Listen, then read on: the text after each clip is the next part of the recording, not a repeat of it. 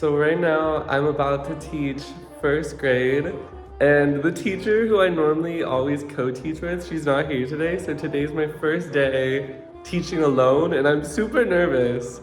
And I found out this morning, which makes it even more stressful because I had no time to prepare. So we're gonna see how this goes. I prepared a little something last minute. But these first graders, they are so hard to manage, so I'm a little nervous, but we'll see. Wish me luck, I'm nervous. I did an activity with the first graders where they had to create their own monsters and label how many of each body part it had. During my lunch break, I walked to my favorite cafe near my work, Rudin's. I savored a warm, dirty chai latte and a nutritious meal while catching up on some emails and editing.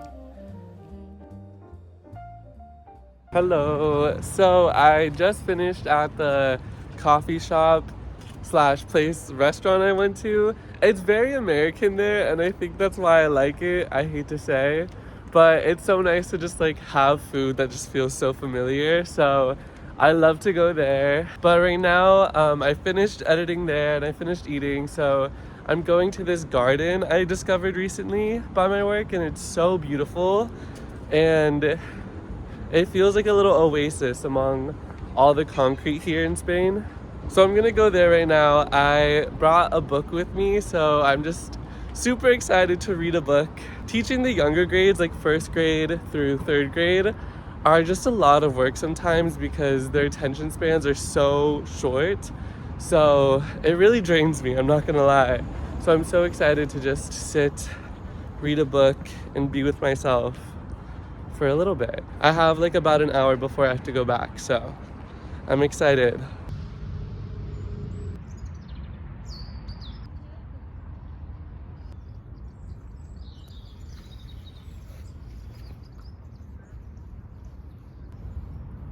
I sat on a sunny bench in the garden and got lost in the pages of my book for the next hour. While I read, nature danced around me in harmony. The birds singing together, the leaves rustling in the breeze, the sun painting the ground with its light. It felt like time stopped moving for a moment.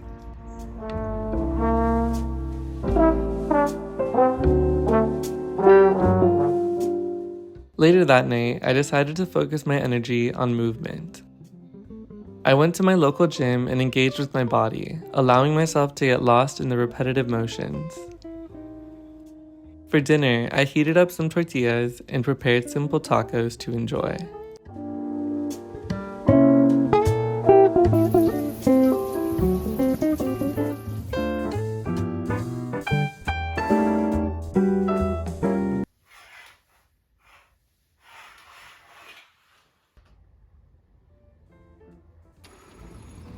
The next morning, I rode my bike to work and spent some time preparing lessons and activities to do with the kids. I love how the school and classrooms are steeped in such personality and liveliness. For lunch, I went to a local restaurant called Sauna, where I enjoyed a quiet meal and updated my planner. Another day, and I'm walking to my favorite park. Today has been the most stressful day ever, or just like so chaotic, because again, I'm teaching classes all by myself and I have no qualifications whatsoever. They just threw me in here, so I'm coming up with lesson plans, and I come up with this one idea. It's basically a teacher resource. It's called Word Wall, and it's like different games that you can do on your TV, and it's a touchscreen TV, so kids can come up and press answers. So we're learning about the parts of the house, and the game that we have, it's like it shows a photo of a different room in the house, so like a living room for example, and there's different options and they have to choose which one it is. So everyone's chaotic. This is second grade, no one pays attention, everyone's yelling, they all just love touching the screen, so they're going feral.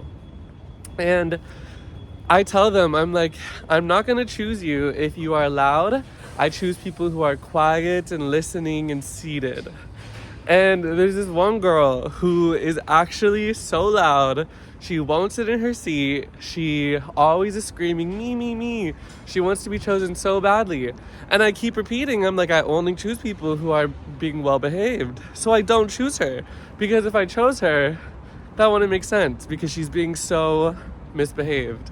Anyways, at the end of the class, she starts crying and throwing a fit, and she's throwing pencils everywhere.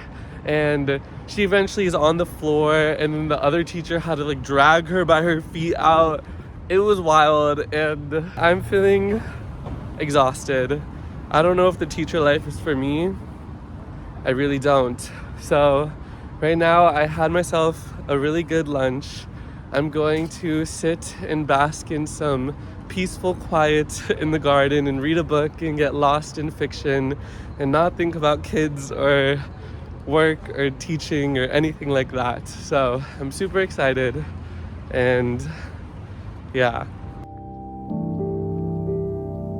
Crossing the threshold from the streets to the garden feels like entering a secret portal where everything slows down.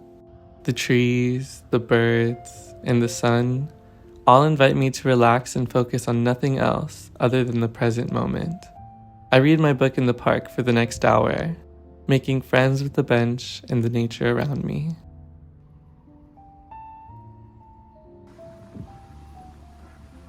When I got home, I put away my dishes I had left out to dry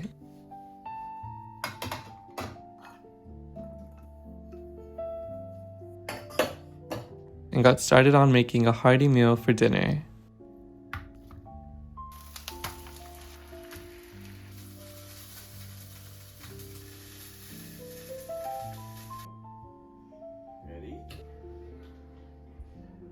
That night, my neighbor invited me to a gathering she was hosting with some of her university friends on the terrace.